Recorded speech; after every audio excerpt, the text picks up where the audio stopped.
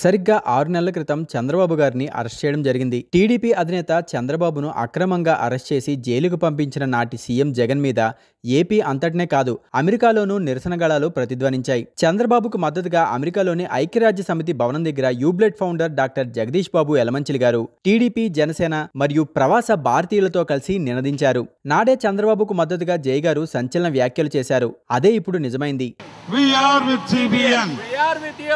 Always with you CBN గారు, మీరు బయటకు వస్తారు, ఏం మాత్రం బాధపడొద్దండి. ఈ సైకోలకి ఒక్క అవకాశం ఇచ్చారు మన తెలుగు ప్రజలు. ఏపీలో అసలైన పెత్తందారులు జగన్, వైసీపీ నేతలేనని చంద్రబాబు కాదంటూ ప్రసంగించారు. ఈ సైకో చెప్తాడు మనం పెత్తందారులు అంటారు. పెత్తందారులు అంటే తెలియాలి రాస్తా. మీరు కుక్కమూతి పిందెలో, కాంగ్రెస్ నుంచి వచ్చిన కుక్కమూతి పిందెలో గుర్తుపెట్టుకోండి. ఎన్టీ రామారావు గారు ఎప్పుడో చెప్పారు, నీకు నీ పెద్దలకు అందరికీ చెప్పాడు. ఆయన పెద్ద ఆయన చేసింది మా పెద్ద ఆయన ఎన్టీ రామారావు గారు. మొదలు పెట్టింది సంక్షేమం మేము. 2 రూపాయల కిలో బియ్యం, జనతా వస్త్రాలు, చేనేత వస్త్రాలు, వృద్ధాప్య పింఛన్, ఉచిత కరెంట్ రైతులకి, ఇవన్నీ మేము చేసింది. మా పార్టీ తెలుగుదేశం పార్టీ చేసింది. మా అన్నగారు మా ఎన్టీ రామారావు గారు చేసింది. తెలుసుకో, ఆది మేమే, అంతం మేమే.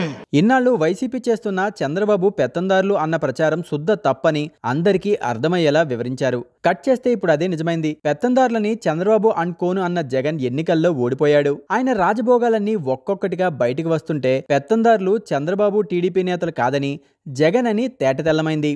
విశాఖలో సీఎం జగన్ హయాంలో రాజధాని నివాసం కోసం రిషికొండపై కట్టుకున్న సీఎం క్యాంప్ ఆఫీసు భవనం ఫోటోలు బయటకు వచ్చాయి. అందులో ఒక్క బాత్రూం చూస్తేనే సామాన్యుడి ఇంటిని తలపిస్తోంది. ఆ లగ్జరీ బంగారు తాపడాలు, ఖరీదైన ఫర్నిచర్, టైల్స్, ఇంటీరియర్స్ చూస్తే అసలు పెత్తందారుడు జగన్ అని, తన రాజభోగాలకు ప్రజాధనాన్ని వాడుకున్నాడన్న నిజం బయటకొచ్చింది. ఈ విషయాన్ని 6 నెలల ముందే డాక్టర్ జై గారు యుఎన్ఓ ఆఫీస్ దగ్గర ప్రస్తావించడం విశేషం. నీ కేసులన్నీ ఉన్నాయి, అక్కడ నడుస్తున్నాయి. ప్రూవ్ అయిన రోజు నీ 3 లక్షల కోట్లు ఆల్రెడీ ఈడీలో నీ ఆస్తులు జప్తయిని. ఆంధ్ర ప్రజలారా గమనించండి, ఇది ఇతను పెత్తందారులని అసెంబ్లీలో ముఖ్యమంత్రి పొజిషన్లో ఉండి అందరికీ వెకిలినవ్వులు అవుతున్నాడు.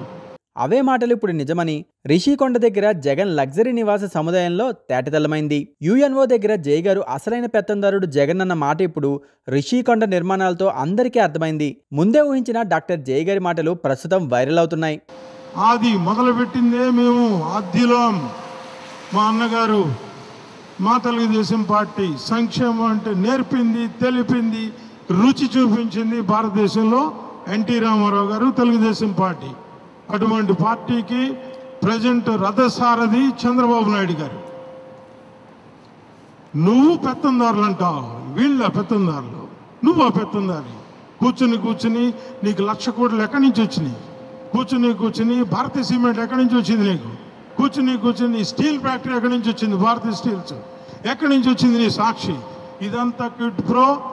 నీ కేసులన్నీ ఉన్నాయి, అక్కడ నడుస్తున్నాయి. ప్రూవ్ అయిన రోజు నీ 3 లక్షల కోట్లు ఆల్రెడీ ఈడీలో నీ ఆస్తులు జప్తయిని. ఆంధ్ర ప్రజలారా గమనించండి, ఇది ఇతను పెత్తందారులని అసెంబ్లీలో ముఖ్యమంత్రి పొజిషన్లో ఉండి అందరికీ వెకిలినవ్వులు అవుతున్నాడు.